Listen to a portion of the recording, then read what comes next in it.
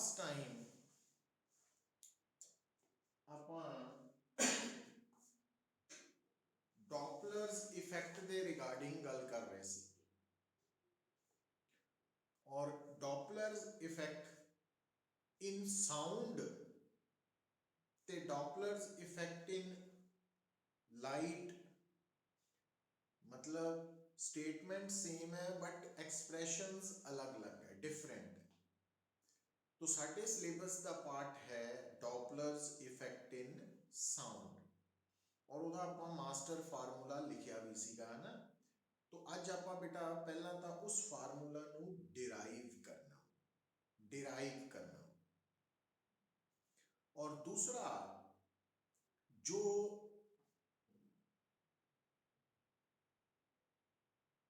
Topic है, क्योंकि साडे हुण डॉपलर्स इफेक्ट तो बाद सिर्फ दो ही टॉपिक्स बचनगे, एक बीट्स है और एक स्टैंडिंग वेव का है ना। तो मतलब सैटरडे संडे तक काम खत्म हो जाएगा, साडा पूरा थ्योरी हो जाएगी।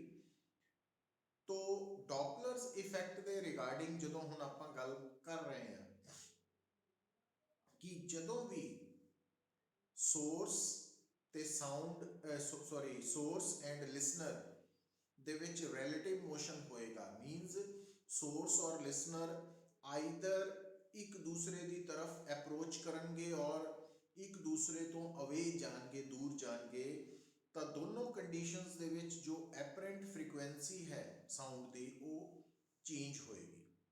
और कितना चेंज होएगी वो भी आप गल कर चुके हैं कि अगर तो सोर्स ते listener both are approaching towards each other तो एपरेंट फ्रीक्वेंसी विल इंक्रीज, और अगर source and listener are receding away from each other तो apparent frequency will decrease।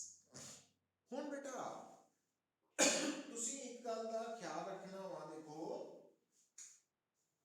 जो कि इंपॉर्टेंट है की है, देखो पुत्र थानू याद होएगा जदों असी टॉपिक कर रहे सी velocity of sound different factors से डिपेंड करती है। तो ਉਹਦੇ ਵਿੱਚ ਤੁਹਾਨੂੰ याद होएगा लास्ट फैक्टर सी कि जो वेलोसिटी ऑफ साउंड है वो वेलोसिटी ऑफ मीडियम ते भी डिपेंडेंट है। जिहड़ी वेलोसिटी ऑफ साउंड है वो वेलोसिटी ऑफ मीडियम ते भी डिपेंडेंट है। और कितना सी तो ਉਹਦੇ ਵਿੱਚ देखो बेटा कि अगर आपां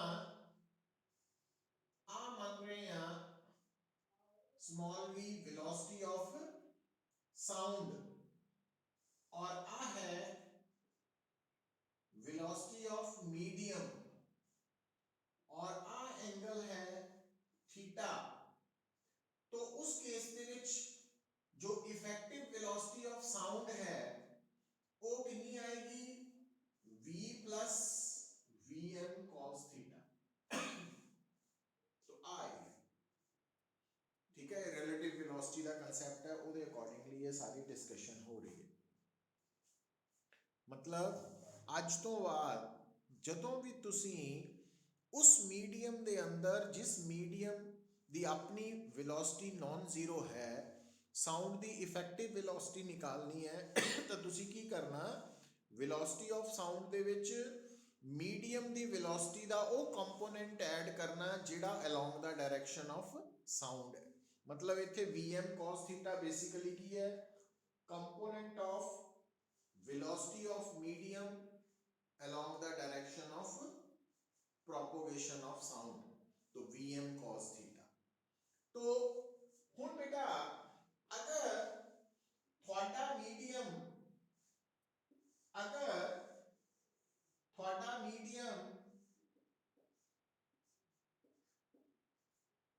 दी वेलोसिटी और साउंड की वेलोसिटी दोनों सेम है तो आ वाला थीटा जो है दैट वुड बी 0 डिग्री।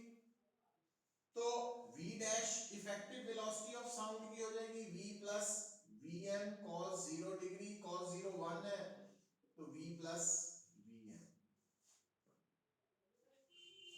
और दूसरी गल जिहड़ी तुसी याद रखनी है कि अगर बेटा मीडियम दी वेलोसिटी दी डायरेक्शन साउंड दे नालों ऑपोजिट है तो थीटा 180 डिग्री होने करके इफेक्टिव वेलोसिटी ऑफ साउंड की होगी v plus vm cos 180 degree, cos 180 degree minus 1 होने करके v माइनस vm हो जाएगी, है ना। सो एक गल समझ लगी है भव्या?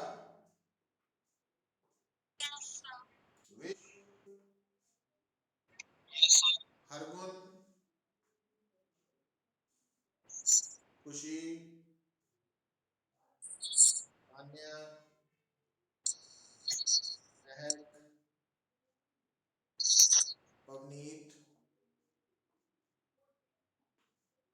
गर्व,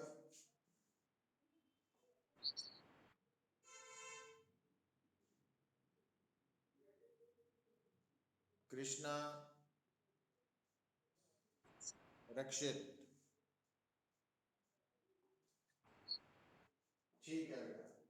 और दूसरी गल मतलब आ ਜਿਹੜਾ ਕਨਸੈਪਟ ਤੁਹਾਨੂੰ ਮੈਂ ਹੁਣ ਦੱਸਿਆ ਵਾ ਇਹ ਆਪਾਂ ਯੂਜ਼ ਕਰਨਾ ਵਾ, ਇਸ ਕਰਕੇ ਉਹਦਾ ਬੇਸ ਤਿਆਰ ਕਰਤਾ ਹੈ ਨਾ। ਬਾਕੀ ਦਾ ਤੁਸੀਂ ਚਾਰ ਲਾਈਨਾਂ ਯਾਦ ਹੀ ਰੱਖਣੀਆਂ।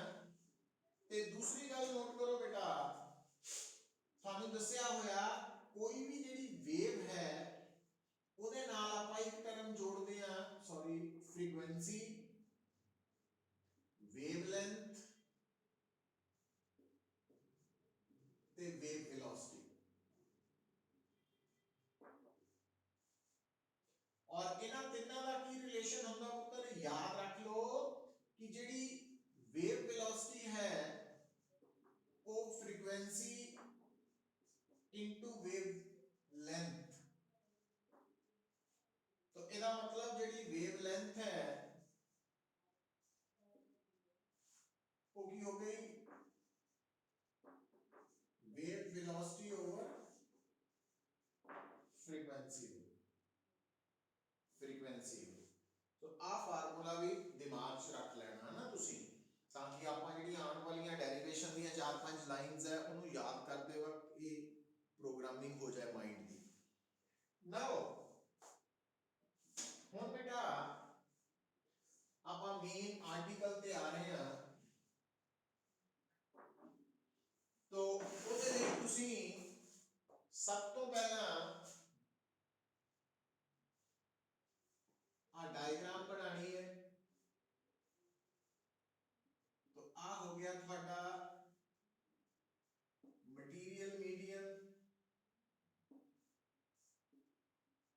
Moving with velocity vm। तो आ हो गया ਤੁਹਾਡੇ source, listener, vs, vl, vs है velocity of source, vl velocity of listener. और ਆਪਾਂ ਡੈਰੀਵੇਸ਼ਨ ਦੇ ਵਿੱਚ ਜਦੋਂ ਡੈਰੀਵੇਸ਼ਨ ਕਰਨੀ ਹੈ ਨਾ ਡੋਪਲਰ ਇਫੈਕਟ ਦੀ, ਤਾਂ ਅਸੀਂ ਸਭ ਵੈਲੋਸਿਟੀ ਸੇਮ ਡਾਇਰੈਕਸ਼ਨ ਚ ਮੰਨਣੀ ਹੈ। ਫਿਰ ਤੁਸੀਂ ਆ ਗਈ ਸਾਊਂਡ, साउंड की वेलोसिटी है v,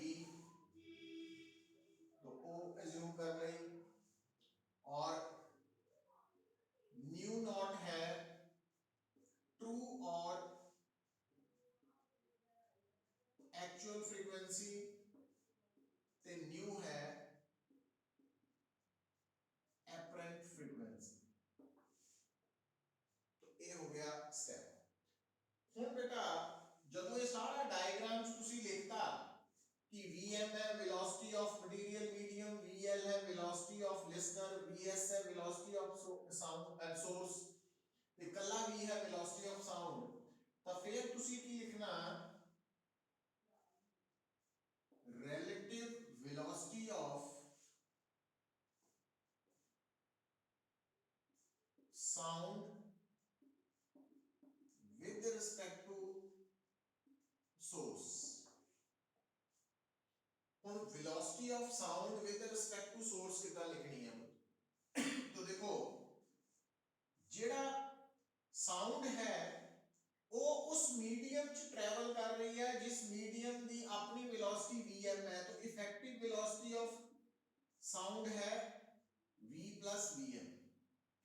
और ਜਦੋਂ ਅਸੀਂ ਰਿਲੇਟਿਵ ਵੈਲੋਸਿਟੀ ਨਿਕਾਲਦੇ ਹਾਂ, ਜਿੱਦਾਂ relative velocity of a with respect to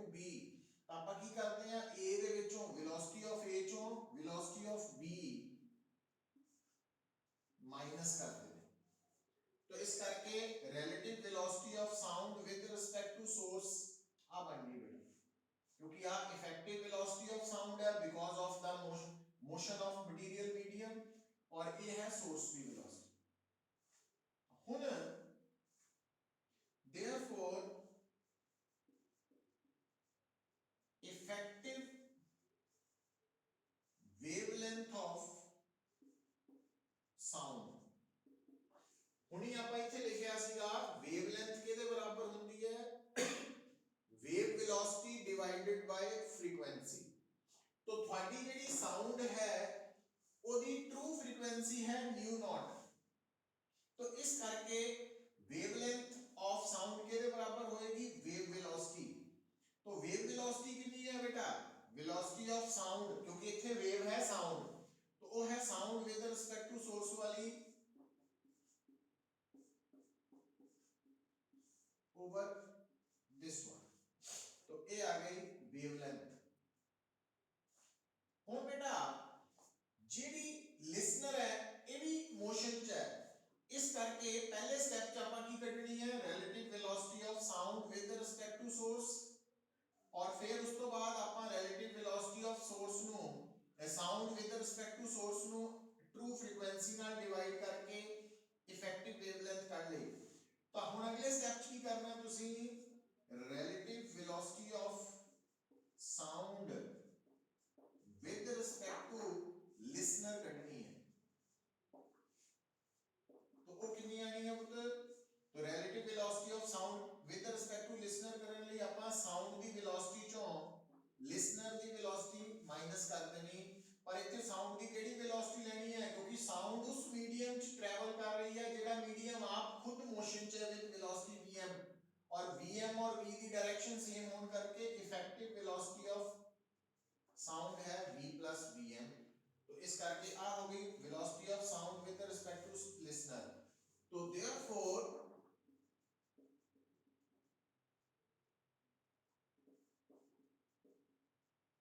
apparent frequency of sound की होएगी, हुण तुहानू फार्मूला पता किहड़ा याद आ जाना चाहिए कि जेडी तुहाडी साउंड सी ओदी साउंड नहीं एक्चुअली वेव ही गल कर रहे हैं आपां जनरल, तां वेवलेंथ किहदे बराबर सी, वेव वेलोसिटी ओवर फ्रीक्वेंसी, तां फिर फ्रीक्वेंसी की हो गई वेव वेलोसिटी ओवर वेवलेंथ। तो हुण wave velocity with respect to listener कितनी कड्डी आपां बेटा, v plus vm minus vl, ते ओवर वेवलेंथ, वेवलेंथ कितनी कड्डी आपां लैम्डा। तो आ इक्वेशन है 1। तो यूजिंग इक्वेशन 1,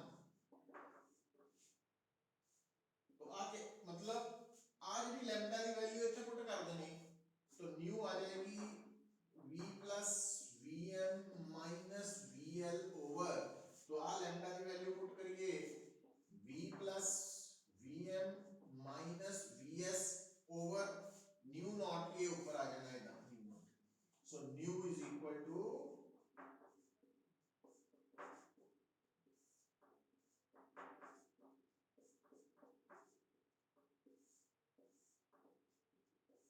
आ फार्मूला तैयार हो गया ਤੁਹਾਡਾ। अच्छा हुण अगर मीडियम रेस्ट ते है तो तुसी vm0 लेके एपरेंट फ्रीक्वेंसी दा फार्मूला तैयार कर सकते हैं जिद्दां आपां उस दिन डिस्कस कीता सी। फिर उस तो बाद अलग-अलग केसेस जेडे है कि अगर सोर्स रेस्ट पे है लिसनर मूव कर रहा है, या लिसनर रेस्ट पे है सोर्स मूव कर रही है, या दोनों मूव कर रहे हैं, तो आपां 6 केसेस डिस्कस कीते सी। तो वो आपां स्पेशल केसेस इहदे नाल जोड़ सकते हैं डिपेंडिंग अपॉन द क्वेश्चन।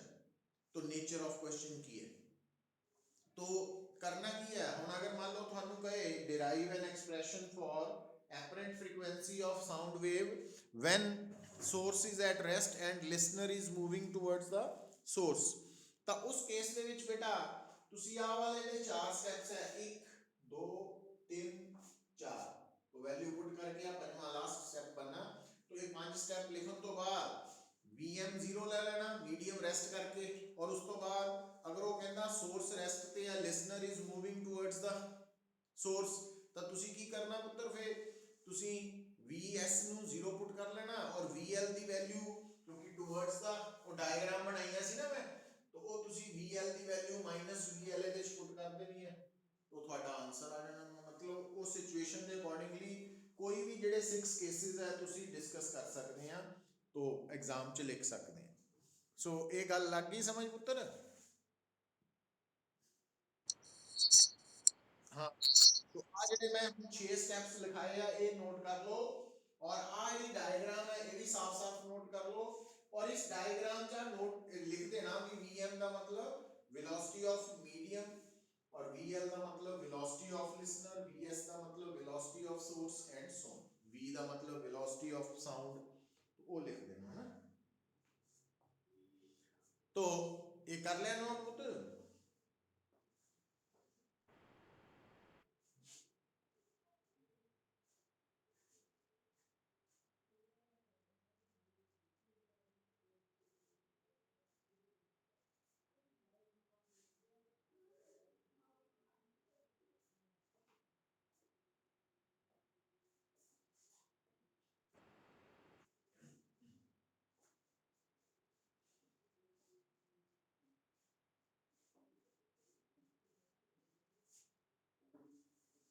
ਹੁਣ ਦੇਖੋ ਬੇਟਾ,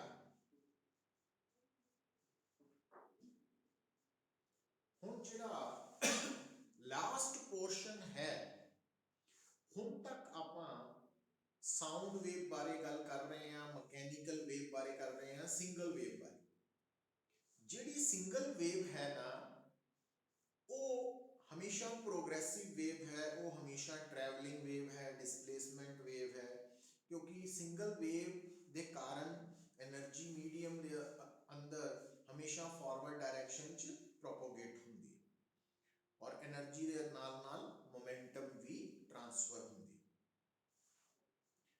ਪਰ ਹੁਣ ਬੇਟਾ ਆਪਾਂ ਉਹ ਕੇਸਿਸ ਕਰਨ ਜਾ ਰਹੇ ਹਾਂ ਜਿੱਥੇ ਇੱਕੋ ਟਾਈਮ ਤੇ ਇੱਕ ਜਗ੍ਹਾ ਦੇ ਉੱਪਰ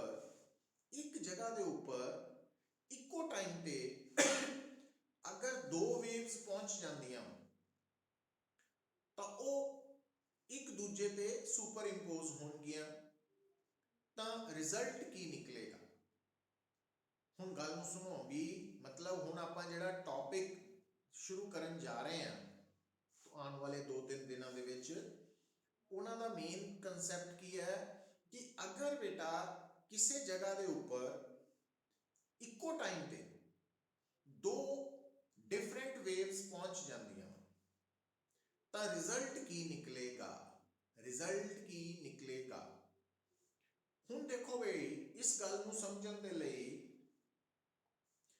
ਤੁਸੀਂ ਹਮੇਸ਼ਾ ਕੀ ਦਿਮਾਗ 'ਚ ਰੱਖਣਾ ਪੁੱਤਰ ਕਿ ਆਪਾਂ 2-3 ਦਿਨ ਪਹਿਲਾਂ ਇੱਕ ਟੌਪਿਕ ਕੀਤਾ ਸੀ ਇਕੁਏਸ਼ਨ ਆਫ ਪ੍ਰੋਗਰੈਸਿਵ ਵੇਵ। ਉਹ ਜਿਹੜੀ ਇਕੁਏਸ਼ਨ ਆਪਾਂ ਡਿਰਾਈਵ ਕੀਤੀ ਸੀ ਉਹਦੇ 'ਚ ਅਸੀਂ ਆਹ formula y is equal to r sin omega t minus kx लिखा सी। तो इस फार्मूला दे विच बेटा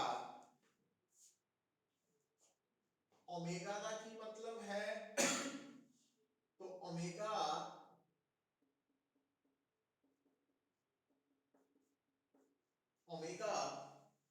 जो वेव है उसकी एंगुलर फ्रीक्वेंसी है, जो कि उसकी फ्रीक्वेंसी का 2 पाई टाइम्स है, या वेव मोशन दे करके ओमेगा जो है वो की है, या वेव मोशन दे करके जो मीडियम दे पार्टिकल्स वाइब्रेट कर रहे हैं उन्हां दी एंगुलर फ्रीक्वेंसी है। क्योंकि तुहानू दसी हुई है गल, जदों भी किसी मीडियम दे विच वेव ट्रैवल करेगी तो मीडियम दे पार्टिकल्स वाइब्रेट करेंगे, क्योंकि असी गल कर रहे हैं मैकेनिकल वेव, और जदों मीडियम दे पार्टिकल्स वाइब्रेट करेंगे तो उन्हां medium they particles the frequency of vibration हमेशा वही होएगी जो उस वेव दी फ्रीक्वेंसी है। अच्छा, हुण बेटा फार्मूला च k की है प्रोपोगेशन कांस्टेंट जो कि वेव दी वेवलेंथ का है ना कितना रिलेटेड है 2 पाई बाय लैम्डा। अच्छा इस फार्मूला ਨੂੰ ਡਿਰਾਈਵ ਕਰਦੇ ਵਕਤ ਅਸੀਂ x ਕੀ ਮੰਨਿਆ ਸੀ ਪੁੱਤਰ डायरेक्शन ऑफ प्रोपोगेशन ਵੀ ਆਪਾਂ ਮੰਨ ਰਹੇ ਸੀ ਕਿ ਜਿਹੜੀ ਡਾਇਰੈਕਸ਼ਨ ਚ ਵੇਵ ਜਾ ਰਹੀ ਹੈ ਉਹ x ਐਕਸਿਸ ਹੈ ਤੇ r ਕੀ ਸੀ r ਸੀ ਜਦੋਂ ਵੇਵ ਮੋਸ਼ਨ ਦੇ ਕਰਕੇ ਮੀਡੀਅਮ ਦੇ ਪਾਰਟੀਕਲਸ ਵਾਈਬ੍ਰੇਟ ਕਰ ਰਹੇ ਆ तो हर वाइब्रेटिंग पार्टिकल का एम्पलीट्यूड सी r तो r सी एम्पलीट्यूड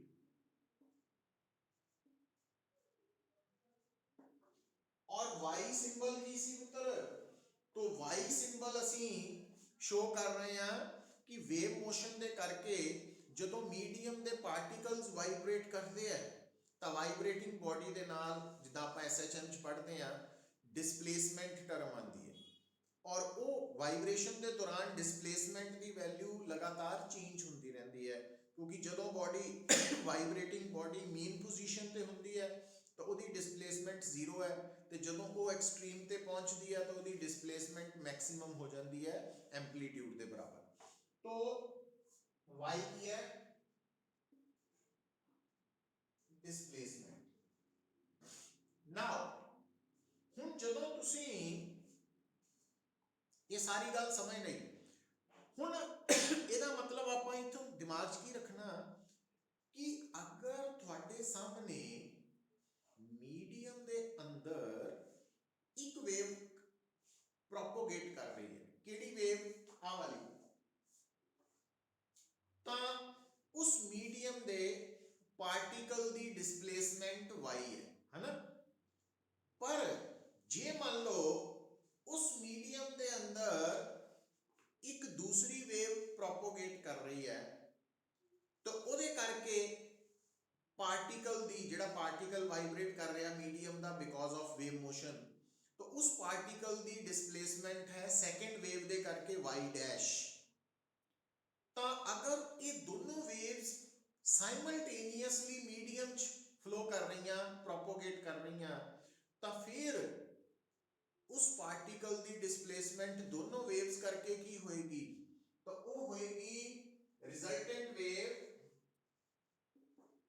दी displacement y plus y dash.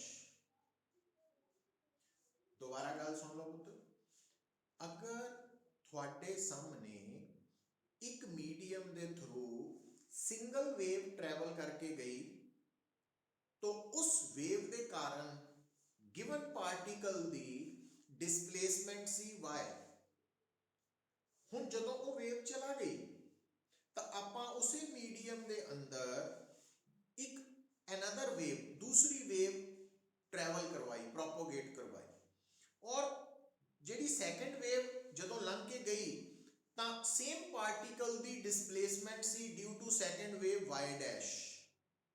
पर जे मान लो उसे मीडियम के अंदर उसे पार्टिकल की डिस्प्लेसमेंट कड्ढनी होए कदों जदों वो पहली और दूसरी वेव साइमल्टेनियसली मीडियम चो ट्रैवल करके जान तो फिर उस पार्टिकल की डिस्प्लेसमेंट होएगी y प्लस y डैश दोनों का वैक्टर सम क्योंकि displacement is a vector quantity इस करके आपां जदों समझाने हैं गल तो वैक्टर फॉर्म च लिख देंगे ठीक है। तो हुण पुत्र ये जिहड़ी दो वेव्स दे मिलन करके रिजल्टेंट वेव पैदा हुई है उहदी नेचर की होएगी किदां दी होएगी तो उहदे बारे हुण आपां गल करनी है। और आ जो y resultant is equal to y plus y dash लिखिया आपां इहनूं असीं कह दिंदे आ principle of superposition of wave motion principle of superposition of wave motion या superposition principle of wave motion। तो ये गल समझ आई है कुछ बेटा थोड़े दिमाग च कुछ पई है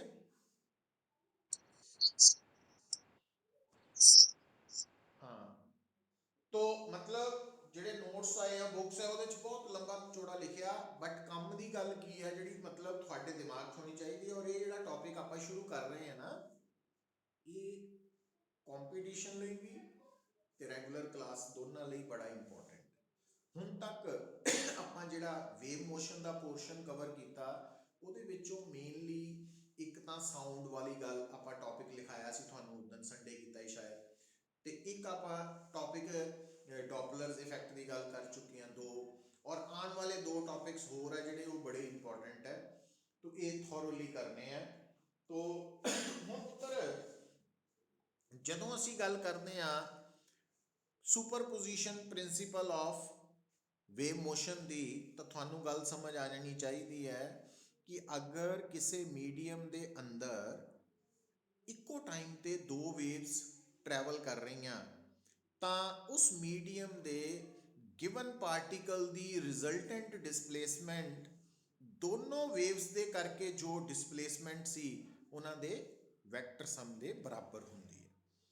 ਹੁਣ ਅਗਲੀ ਗੱਲ ਕੀ ਹੈ ਪੁੱਤਰ, ਇਹ ਜਿਹੜੀ ਰਿਜ਼ਲਟੈਂਟ ਵੇਵ ਹੈ ਇਹਦੀ ਨੇਚਰ ਕੀ ਹੋਏਗੀ, ਨੇਚਰ ਕੀ ਹੋਏਗੀ। तो देखो पुत्र एक गल सुन लो, ਜਿਹੜੀ ਸਿੰਗਲ ਵੇਵ ਹੈ, ਜਿਹੜੀ ਸਿੰਗਲ ਵੇਵ ਹੈ, तो ਉਹਦਾ ਐਂਪਲੀਟਿਊਡ ਹਮੇਸ਼ਾ ਸੇਮ ਰਹਿੰਦਾ ਹੈ ਨਾ, ਆਪਾਂ ਇਹ ਕਹਿੰਦੇ ਹਾਂ। ਬਟ ਜਦੋਂ ਕਿਸੇ ਮੀਡੀਅਮ ਦੇ ਅੰਦਰ ਦੋ ਵੇਵਸ ਸਾਈਮਲਟੇਨੀਅਸਲੀ ਐਗਜ਼ਿਸਟ ਕਰਨਗੀਆਂ, ਤਾਂ ਫਿਰ ਉਹਦਾ ਇਫੈਕਟ ਕੀ ਹੋਏਗਾ, ਉਸ ਗੱਲ ਨੂੰ ਸਮਝਣ ਲਈ ਲਿਖੋ, ਹੈਡਿੰਗ ਲਿਖ ਲਓ, when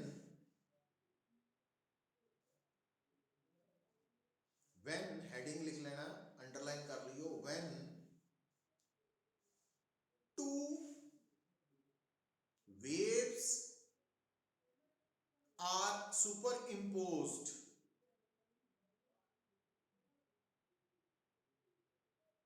when two waves are superimposed on each other, then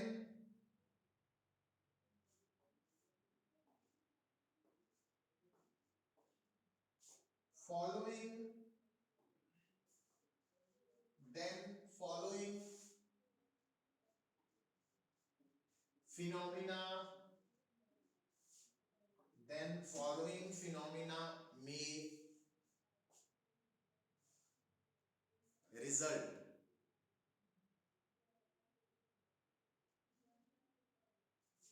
ਕਿਹੜੇ ਕਿਹੜੇ ਹੈ, ਇੱਕ ਕਹਿੰਦੇ ਆ ਪੁੱਤਰ ਆਪਾਂ ਨੂੰ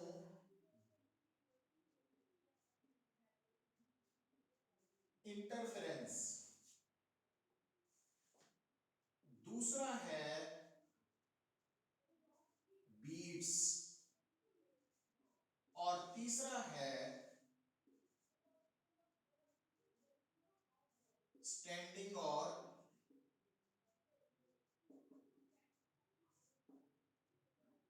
stationery waves.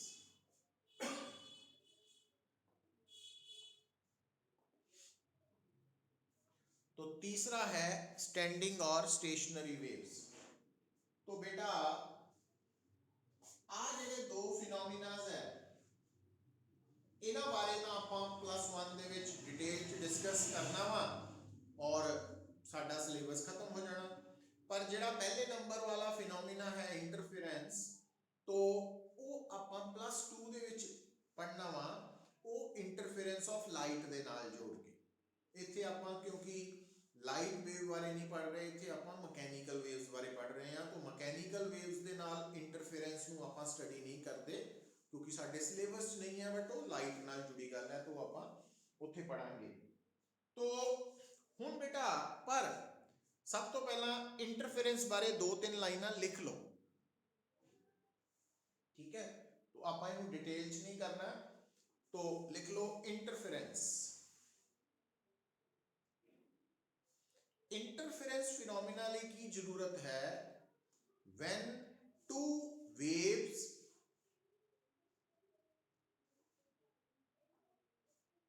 of same nature when two waves of same nature comma having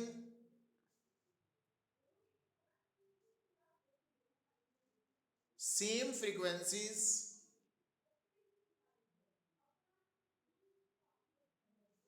are superimposed, having same frequencies are superimposed, then resultant effect is called interference. बस दैट्स ऑल। तो ये बारे आप हाले ज़्यादा नहीं सोचांगे, ठीक है। पर ਜਿਹਦੇ बारे पूरा सोचना वा, थॉरली सोचना वा, तो वो टॉपिक आएगा साडा बीट्स एंड स्टैंडिंग और स्टेशनरी वेव्स। हुण उत्थे तक जान लई की करना पुत्तर, क्योंकि